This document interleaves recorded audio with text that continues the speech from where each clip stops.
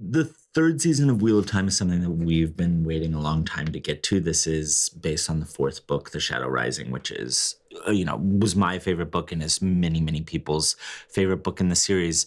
Not just because it sort of like is an isolated standout, but because it's where it really starts to get into the kind of storytelling that the whole series is so famous for. And so to get to hit this point and kind of expand this world, live with these characters, we've done all the setup work, and now we kind of just get to have fun, which is really Straight out the gate. exciting. Yeah. Yeah. She's sort of trying to fix Lanfear from season 2, being now in the fear of Mogedian's shadowy self and presence. So she's having to find a way of making some alliances. And those alliances they're not always coming her way. Not a lot of people like her or want to work with she's her. got some enemies. I thought 3,000 years has passed. Perhaps she just thought, we can put the water under the bridge, surely. So there's a lot of that going on, a bit of politics. There's Rand to deal with. There's Moiraine and Lanfear, perhaps. Are they alliances? Do they become alliances? Does it work? It's an exploration of that in this season. And yeah, she dream walks the hell out of season 3. Yeah. Yeah. She's popping up everywhere. Yeah.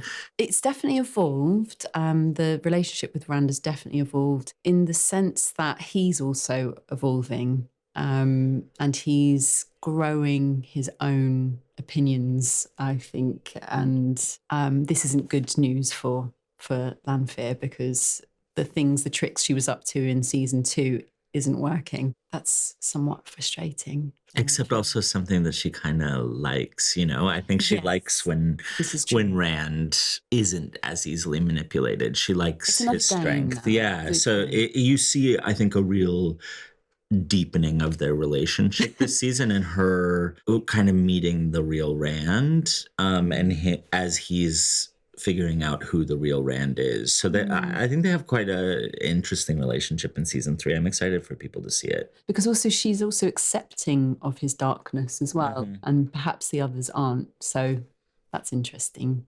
Oh, I mean, season 3, we have all of the Forsaken back in our world, and it's one of the most exciting things in the books is the fact that these group of, I won't give the exact number, this group of psychotic individuals who each have their own absolutely twisted approach to the world and think they should be in charge of the world, not only going after our characters, but also often going after each other. They're some of the most exciting characters in the Wheel of Time. We already got to have fun with Lanfear, and to see these other ones start to come into our world and what they're up to and what they do and who they use, it's definitely one of the best parts of season 3. From the actor's perspective, it's such a joy to play Lanfear. I had a sense that when I first met you in that audition room that there was going to be a lot of fun playing this character, but little did I know how embraced the character would be.